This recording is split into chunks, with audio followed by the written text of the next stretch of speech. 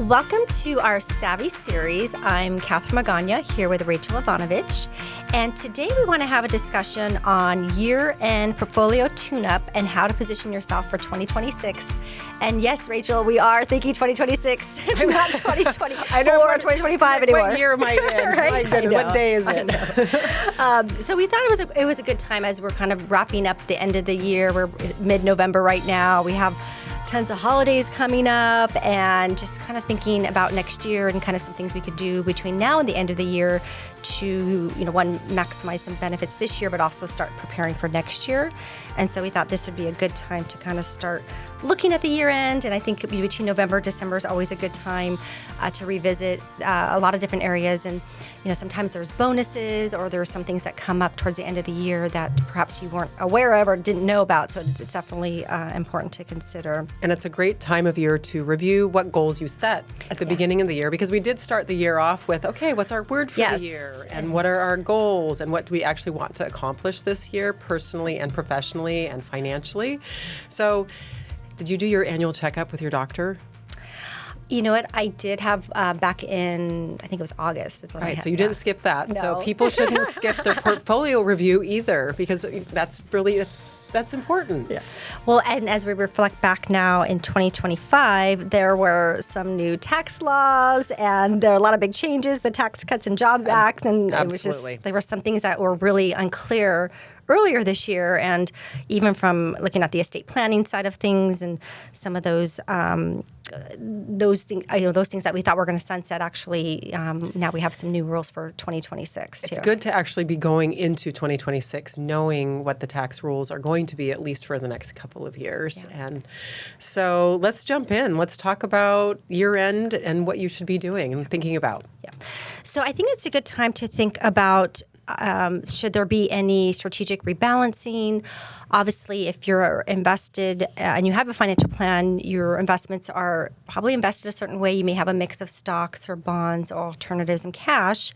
And so I think it's a good time to kind of revisit what's my risk allocation? How are my investments allocated now with the markets fluctuating? They fluctuated quite a bit this year. Now the markets are up year to date. So, it is important. Or if you're okay with it being a little more weighted towards growth, because of the change, but just revisit and say, okay, where am I at now? And am I still comfortable with the allocation I have in place? And is the tax planning in place for the end of the year? So this is a good time.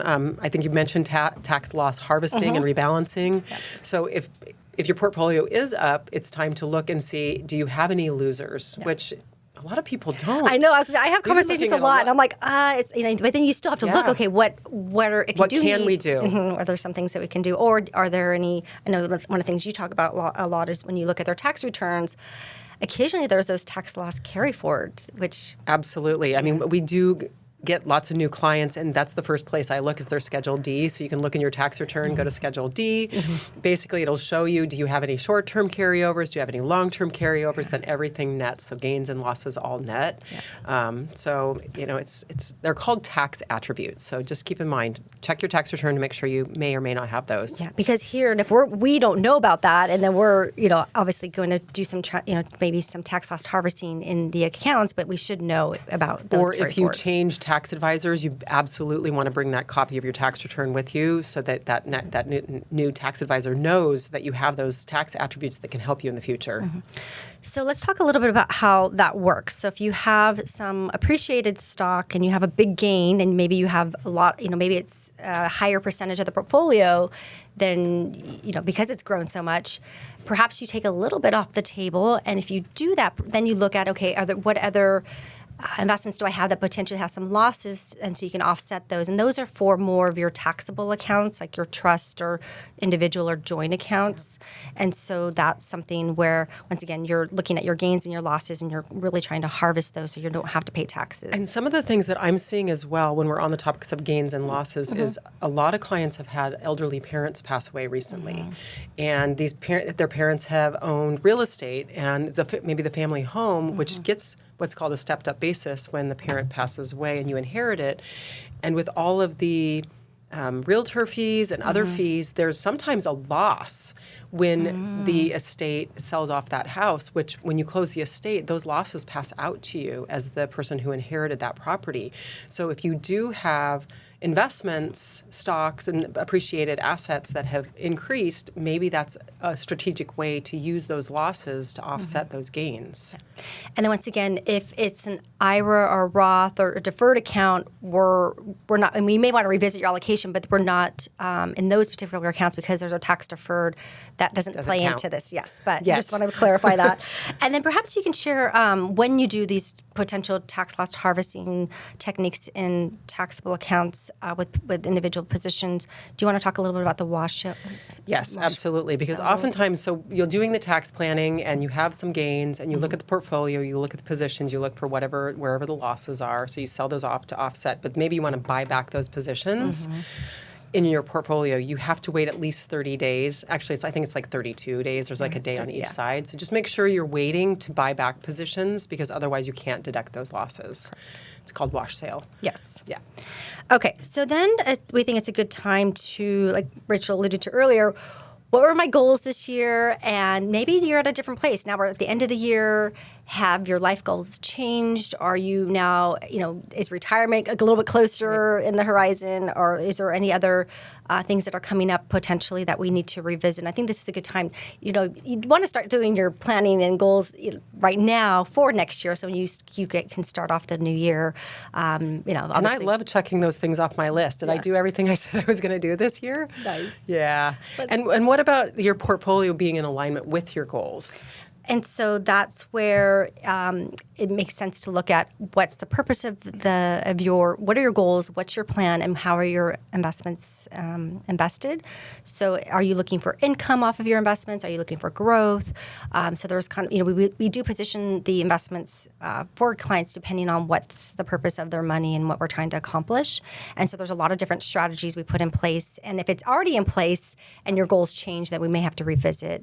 And then we also look at where are interest rates, what's changed in the markets, where, there's a lot of other variables we consider when we look at our investment proposals for our clients. So what about those action steps before December 31? Okay, so here we are. It's almost the end of the year, so we do think once again review your performance and your risk allocation. So we think it's a good time to take a step back and look at how are your investments allocated, and how does that tie into your financial plan. And if you do need to make any changes and you want it to be in this tax year, then obviously you don't want to wait till December 31st. Talk to your tax advisor now. And your advisor. I think they should work together. Yes. We talked about harvesting some losses when appropriate. So if you do have those losses, especially like you mentioned. Make sure you don't trigger the wash sale rules. Yes. And like you said, if there's inherited assets, or there might be some other real estate or other things to consider as well. And then we also think it's a good time. Now that we're at the end of the year, did you max out your 401k contributions? Yeah, the IRS they announced the limits for next year. Yay! So, yay! I know, it seems a little late though, doesn't it? Well, the government was shut down. Oh yeah, there you go. So okay, here we are. Day one open. So next year, in 2026, individuals can contribute up to $24,500 to their 401k plans, plus I think catch up of $7,500, and the IRA, traditional IRA and Roth IRA limits are up to $7,500 annually. Okay, great. And then if you have catch up too, there's all sorts of other things. Exactly. And then also for retirement plans for 401ks, if you're age 60 to 62, I think it is. There's a lot of other nuances, but we're happy to help if make sure you're maxing those out. And I know you, Rachel, you look at a lot of pay stubs and kind of see, where are you at? And that's another thing to do before December 31st is make sure you're looking at your pay stubs and or your estimated payments that you've made. Look at last year's tax return, see what your tax liability was. Make sure you're paying in at least 100%. If your income was under $150,000, if your income was over $150,000, you want to be paying in 110% of last year's tax liability to avoid penalties because it is a pay-as-you-go system. Yeah. If you need help with that, that's what we're here for. Wait, what's our number? It's 760. So we're at 760. Let's see here. 692-5700. Yes, there you go. I was like, I should know it since I say it every week. Okay. And then we think reviewing. Some clients are at the end of the year like to give, and so whether it be time or money or there's charitable giving, So there's different things we talked about a lot over the years. There's the qualified charitable distributions, but there's also other ways that you can give that that are And don't clients. forget non-cash deductions. A lot of people forget that those count if you itemize your deductions. And so non-cash deductions or donations are, clothing, so gently used clothing or furniture, or maybe you had babies and now the babies are young adults and you want to clear out the garage. So make sure you save the slips, because a lot of people come to me and say, well, I'll just take the standard. Well, there's not really a standard. It's more of how much did you donate, and make sure you keep those slips and give them to your tax advisor. Nice. And then another action item is this might be a good time to review your estate planning documents, or if you don't have a will and a trust, make sure you consult with an attorney, estate planning attorney, to see if it makes sense for you and your family.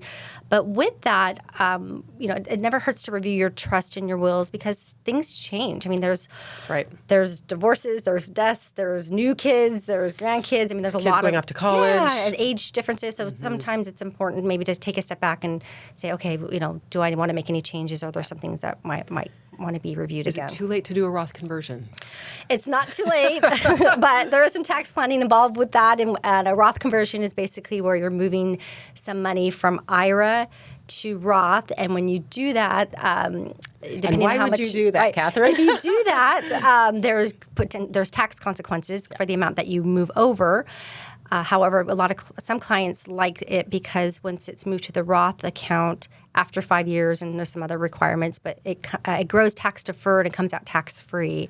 And it reduces your future required minimum correct. distributions. Because what we're really seeing, I think we're doing a lot of planning around this that. right now, is we're looking at, people are putting, year over year, putting money in their retirement accounts. Yeah, in their 401ks and their IRAs, and they're maxing those out. And it's been growing, and the market's done well. And sometimes they needed that because their income was so high when they were Yes. earning, and then now they're maybe retired or phasing into retirement, and they have these years where The their income is income's a little less. Yeah, and then the required minimum distribution ages have got pushed back a little bit. Exactly. But you want to be careful before you do those conversions that you're looking at. Do I have cash available to cover the taxes?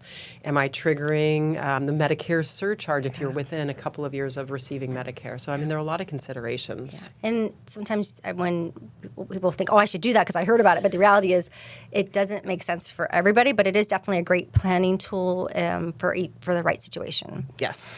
And so obviously it's the end of the year, so connect with your tax advisors. I think it's a good time to do some planning And for your next financial year. advisors, Yes, and call just- us. Exactly. We want to chat. And so we kind of went over a lot of ideas, and hopefully that was helpful as we're kind of wrapping up the end of the year. Obviously, we're here to help if you have any questions. And yes, I do know our number. It's 760-692-5700. And we want to thank you for getting savvy with us today about your finances. And until next time, remember to savvy up. Please stay tuned for important disclosures.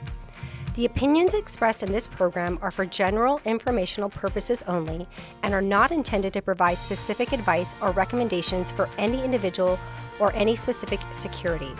It is only intended to provide education about the financial industry.